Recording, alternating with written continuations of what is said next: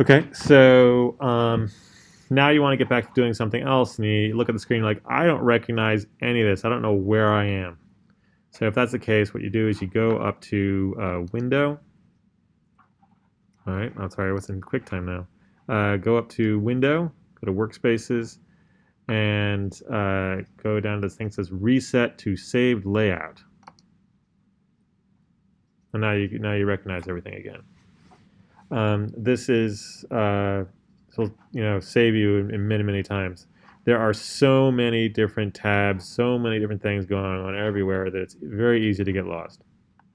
So go to Window, Workspaces, Reset to Save Layout. Now there's different layouts here. There's for seeing all panels. There's it's gonna take a second. Where it has this info area over here. You have for doing effects, for doing all sorts of different things. So you might want to play around with these to see if you like these things. But generally speaking, if you have problems, go to Reset to Save Layout, go to and Editing, and you'll be in a happy place.